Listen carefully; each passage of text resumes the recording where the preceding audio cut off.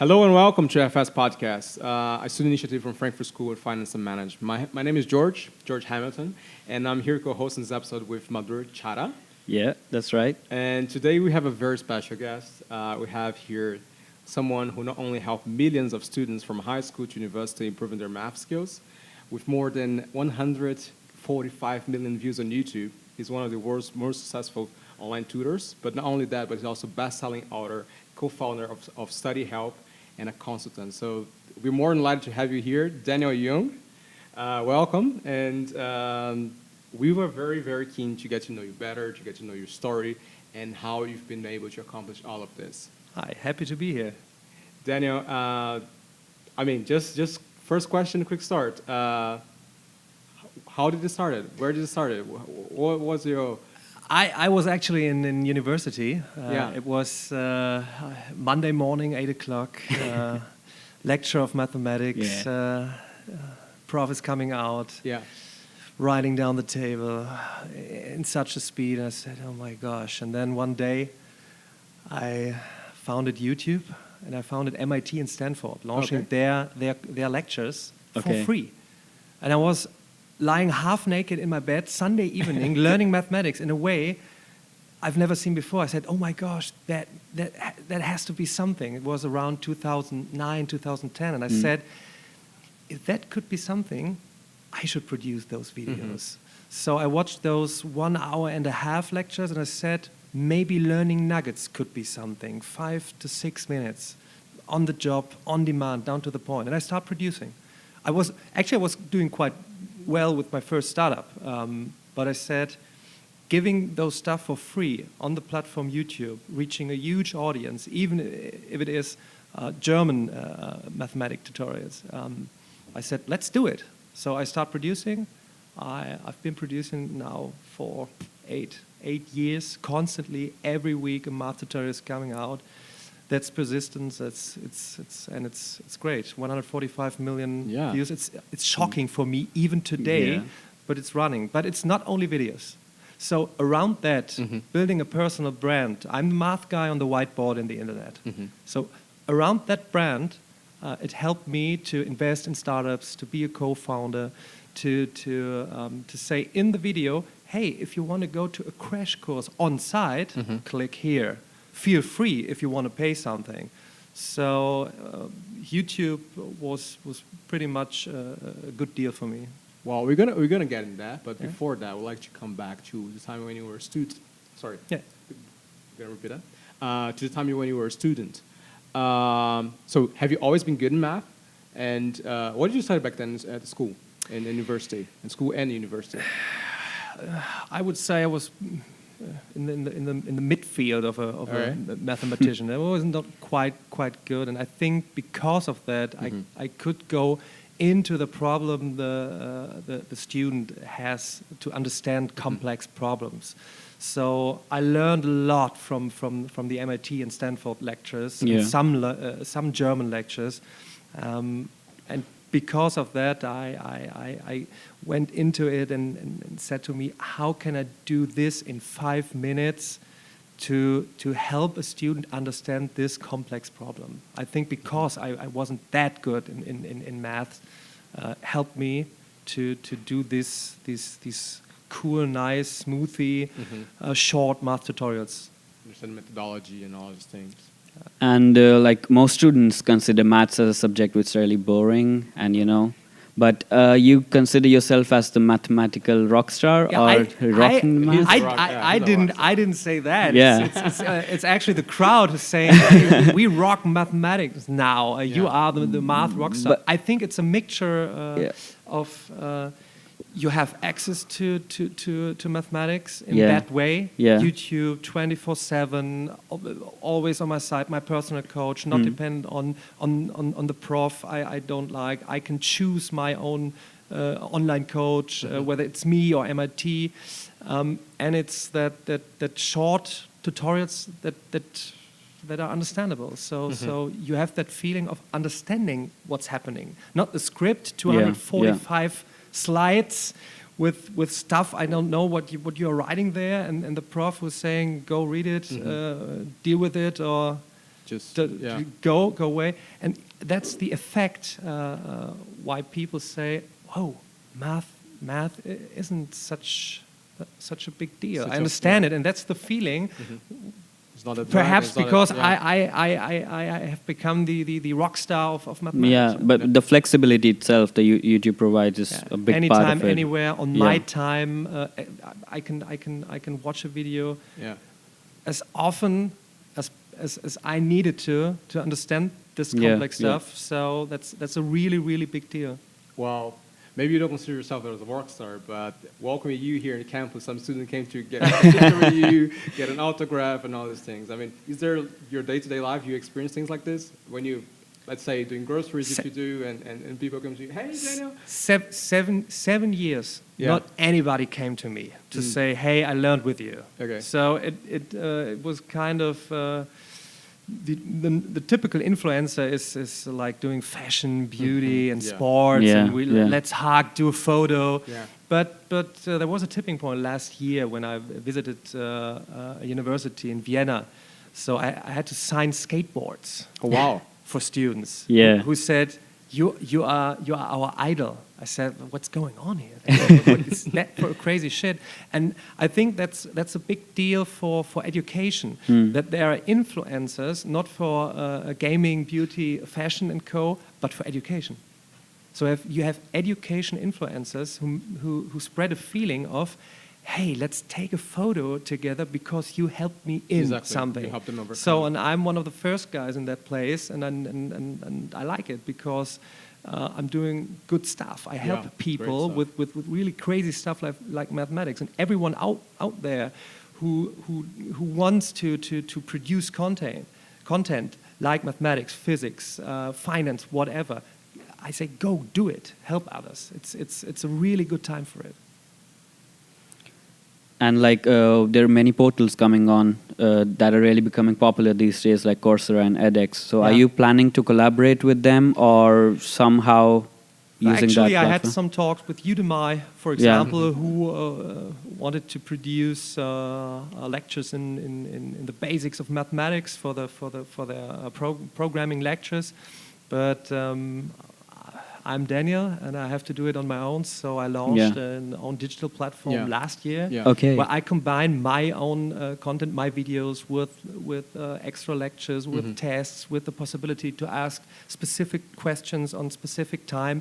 And out of that project came the idea to program my own database and launch an app by the end of this year, just for special questions and getting the answer on demand, on the job by an expert. So I'm very open to make joint ventures with the Udacities on this world, the Coursera's, etc. Yeah. But they all have their own goal, and I have my goal, and I like it to test it on my audience because I'm reaching out to 1.5 million students in Germany, Austria, Switzerland, and so I want to build something for my own and be that rock star for education for the next years. And as you see, as we can see, Daniel Jung itself is a brand now. So you might apply a lot of brand management skills to what you started as a channel to teach people. Now you're applying own brand management skills to it. So how is that going on? Like now considering yourself a brand. So that's why I started to produce extra content beside my math tutorials, like my speeches. When I visit one of my startups, I'm filming it. Right now I'm filming this podcast and we'll upload it on YouTube. I produce content today from my TEDx event here at Frankfurt, and I try to give as much value for my audience, to give them tips like go out there, learn to present in front of other people, deal with the future of finance, go do a podcast. If you want to spread value, use the Anchor app, download it. So I try to reach out as much as I can to help them realize what's happening out there. Because personal branding will never go down. Yeah. Every crisis that will come, and I say we are running now for 10 years up in the stock market. So the crash is coming.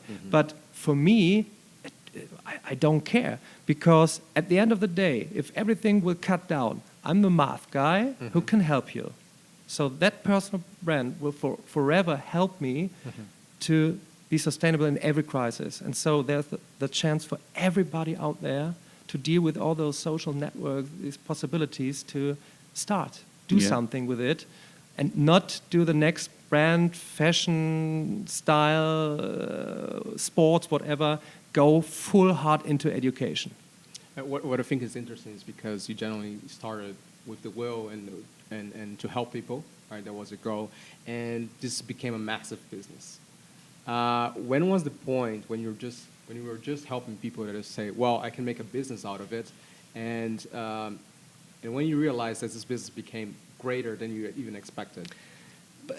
On my journey, it was a process. While studying, I had my first startup dealing with local tutors, where I, for myself, helped other people on site. So I had a business with real income, not raising money and doing the next Facebook and so.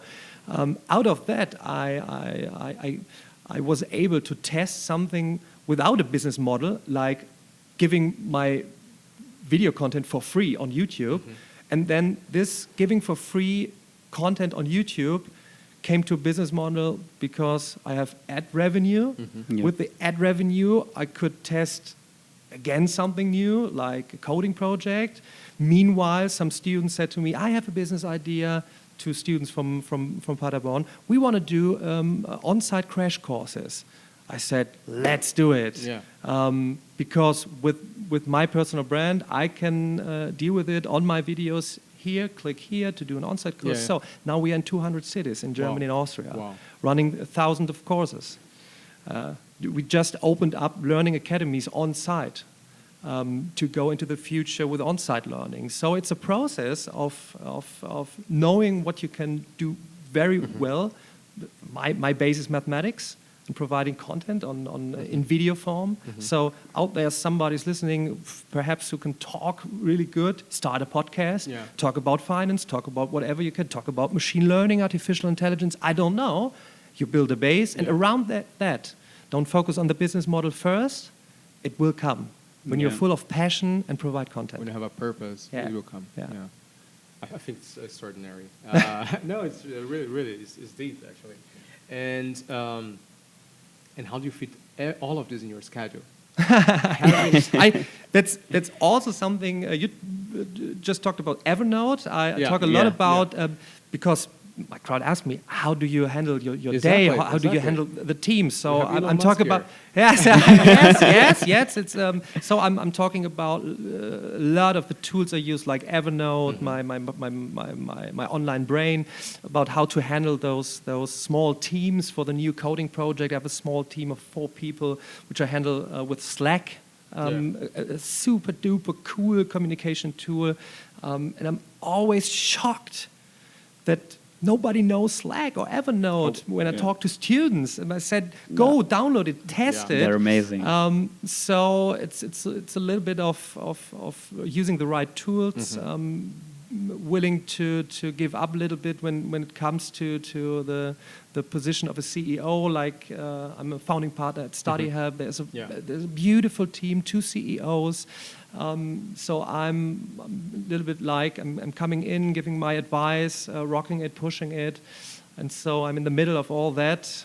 And for me, I have a core team of 7 to 8 people for me, and I try to be in that as good as I can. But the days are very planned. Morning structure, go into some cool websites, what's new, like Gründerszene in Germany, like TechCrunch, like Business Insider, scrolling a little bit, little input, lifelong learning, new stuff, seeing how can I use my Snapchat account, Instagram, Twitter, Tumblr, YouTube, etc. to provide my ideas, my thoughts, give it out, and so that's perhaps why some call me rocket guy, because I'm full passion of providing. Yeah, those, we can those feel that content. right now, the passion you have. So even here in the podcast, but there is a big thing, and that will be meditation in the future. I see a lot of CEOs who are struggling with it because you have so much options. Yeah? Like now the Tamer voice is coming up, like podcasting. I'm so in it, and I feel, where's my time? And the time is rushing. So actually, I'm looking for good guys out there who want to help me build up more content power. Yeah. So if there's someone out there, reach out to me. Just reach Daniel. Yeah. Yeah. And also, like Daniel Jung, you're already reaching 200 cities in Germany and Switzerland and Austria. What next? What are you planning to go international with this? And the easiest way to go international, I think, would be with my own database and my own application to get together two people with a focus on mathematics. You have a specific question, you get the answer throughout my community. I know when it comes to market research, there's Stack Overflow, Math Stack Exchange. There are some guys, but this market, education, is bloody big enough. Yeah. So go out there. There's Khan Academy, Coursera, Udacity. It doesn't matter. Gonna lack You space. you can. It's such a big deal, education. And so right now I'm testing a lot in this own database. At what point of the day is coming, what question, who gives the answer, is the answer a video, is the answer with a chat, so I can build up an algorithm for that, who probably one day can personalize your education behavior. It's like a Spotify for education in the future. Okay. Spotify will do it. You will use Spotify in 5 years to consume educational content. And 3 weeks later, Spotify will tell you, hey, good news, it's 5 a.m. Sunday, your best learning time. For 80%, you are a video learner. I guess you don't know what you are best in learning. Video content, written words, audio, you don't know. So we have to build up environments for that. And that's my next big goal with my own database, because I have so much content. I have such a huge crowd, but most of that is on YouTube. Yeah. And YouTube is using it to sell you the next BMW, Nissan, whatever. And I want to track all those data to personalize education. That's a big goal. Yeah. That's a big goal. But this is a very nice one. Very nice one. Talking more about yourself.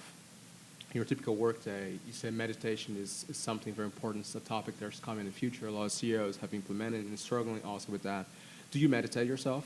And do you have any habits that you would like to share? It's very hard for me because in my mindset that's bullshit, but it isn't. Yeah. Because I'm on fire all day, all week, the whole year, but that won't last forever.